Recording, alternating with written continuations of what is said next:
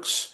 And then this last part to bring this all together, we've got assets and cash flow. I'm going to use a couple slides, but then we're going to get into showing how we do it in our technology. So, but the comprehensive plan is 4-year plan to pay for everything. So we need to figure out, what's it cost, what's our discount, what can we cash flow, and what assets do we have, right? And that's going to help us figure out what's the total loan we're going to need, and also, like I said, what's the exit? When are you done? Anytime you get into debt, you need to have a way out. So if you get into that federal direct student loan, it has a standard 10-year repayment schedule, which I'll show you, but you can stretch them out up to 30 years now. So which reduces your payment, but you're paying until you're 50 years old, and that's not a great way. So hey, what's our plan here? That 10-year number is really hopefully not that. It's reasonable. By then you're able to get on with your life, and not have a bunch of student loans harnessed around you. So I do have some notes here. It's like the sophomore slump. Like make sure that your grants and your scholarships are for your renewable, and grants. Understanding like, hey, will these change? Because you do fill out the financial aid forms each year. Most schools only require the FAFSA in those years, but to get their money, including their scholarships, you need to fill out the financial aid forms for most schools these days. So just keep that in mind. And any things you're doing that could impact your income, they're looking at the prior tax year. So if you're going off to school in 26, they were looking at 24. If you're going off in 27, they're looking at 25 that just happened. So being aware, I mean, if there's some of you on here that are a little earlier in the process, just be aware that that's how that's going to work. So any impact you're going to make, you have to start that earlier and make sure that those years are in the past before you do anything that might disrupt financial aid. But also balancing that with if it's tax smart, taxes are very predictable. Sometimes financial aid isn't. I do have a fear, some people have asked, that schools are closing programs, and there's some schools closing. This isn't a fear tactic, but like being aware of, hey, if we're going to these schools, is the program going to make it to the finish line?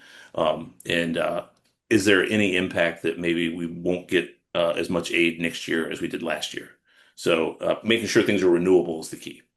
Okay, so there's a couple ideas. So I just had some ideas. So if you're falling short, and Amber, you might have some too, but if you're falling short, if student says, "Hey, I really want to go to this school, but it's out of the price range," um, being a resident assistant typically pays for your room and your food. So that's a big cost. That's 15 to 20,000 in most schools. So if you were able to secure that job, those are not guaranteed. Those are usually pretty coveted. But that could be a potential way to do it. And then a couple other ideas. Community college pathway. I think I have a slide here. So it, if you do a community college pathway program, most most every state has them now, but especially in Ohio, community college there costs around 4 to 5 thousand per year for tuition for the year. So versus around 15 for our state schools and the room and board and all that stuff too. So the 2-2 plan, this just kind of shows, hey, if you were going off now, you'd save roughly 40%. So you'd cut from 111 to around 66 because those last 2 years. And it doesn't matter where you started, it matters where you finish. So if you do those community college, get those credits, you can you transfer. So it's not, I think as long as you have a 3.0, you can transfer pretty much automatically. So Hmm. you could, Yeah, yeah, with Ohio State. yeah, That's pretty standard at a lot of schools that have those pathways. yeah. Um, so that's an idea. And I think the last one I brought up was with private schools, is there a discount when you have overlap in students? So the federal method, what we fill out the FAFSA for to get Pell Grants and the student loans, but institutional money, the schools that use the CSS profile, a lot of them are still giving a discount when you have multiple kids in school. So something to be aware of. The planning opportunity is usually if you have a senior and then you have a junior, but you're going to have overlap, is to ask the school directly, will we have a discount, or will you think we can afford less when we have two kids in school? Because that can move the needle. So the example here is like if it's 50,000 is what the federal thinks you can afford and you've got two, it's essentially 100,000. But when you have some of these private schools that are discounting still on not discounting for the multiple, they're giving you a lower student aid index. it'd be 30,000 each. So only 60,000 in those years that they think for both that you could afford. So it could be a big difference. It's a planning opportunity.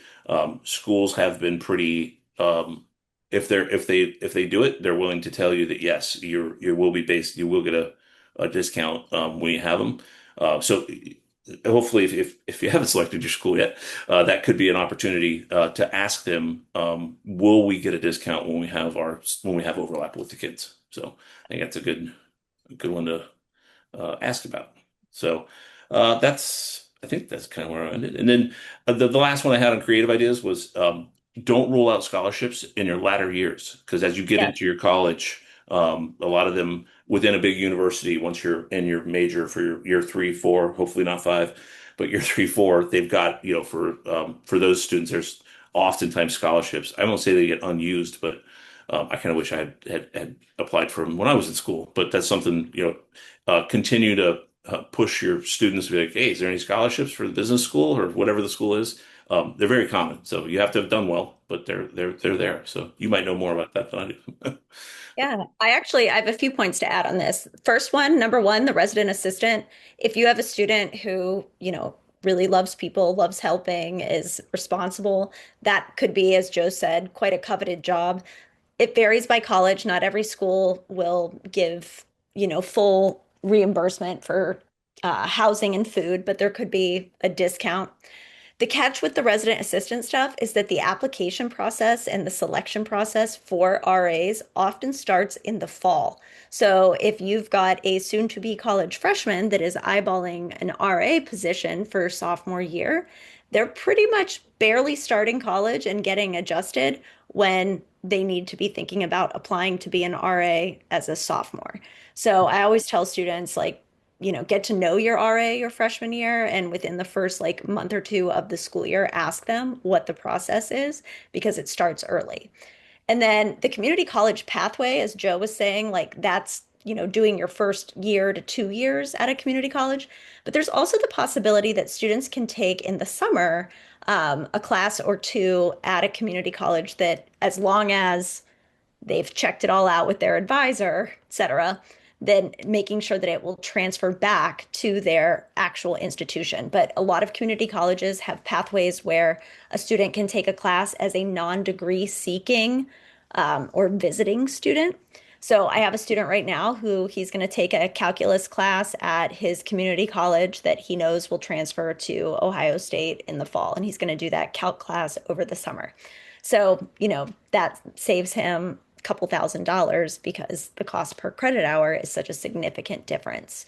And Yeah. then the scholarships in later years, that's a big one that a lot of students they run out of steam or they get distracted or they're busy because they're living their very full, very busy college life and they don't think to look for scholarships not only from the institution, but there are so many like private corporate scholarships out there nationally that are available to students that go what you hear these like X amount goes unclaimed every year. A lot of those are the upperclassmen scholarships that students are not looking for because they're caught up in their day-to-day life. Professional organizations and associations, like if you have a student who plans to become an engineer, professional engineering associations often have scholarships for upperclassmen students. So things that are tied to their major that might not even be part of their college, but could be part of the professional world. Yep. Yeah, we have our local financial planning association, Central Ohio, has a $2,500 scholarship for people that are in the financial planning program, or I think it's or economics, but it gets used every year. But yeah, it's 2,500 bucks, so it's pretty nice. And So, there's several companies that if your student is open to working part-time throughout college, there's several different companies that have some kind of tuition reimbursement. It might be a percentage, it might be a certain dollar amount. And of course, there's red tape and there's, asterisk like things that they have to make sure in the fine print that they're doing. But, I have a student that I was saying, if you worked part-time for Chipotle, throughout college, you could get a little bit of, a kickback on your tuition. So mhm. different things like that are other creative strategies. Yeah, yeah, I think that's a great one. I don't talk about that enough. So and some of the tuition reimbursement plans out there now too can help you pay back student loans. So even when you're done, like a tuition, people think that that's Hmm. a new part of the law that hey, if you're looking when you're graduating, if they have tuition reimbursement plan, ask if you can use it to pay off student loans. Yep. So that's a new thing. So. But it's one of the ways employers are trying to attract young talent, and it's becoming more. I don't say mainstream. It's just, but the law just passed recently, so it takes time for people to get it in their company.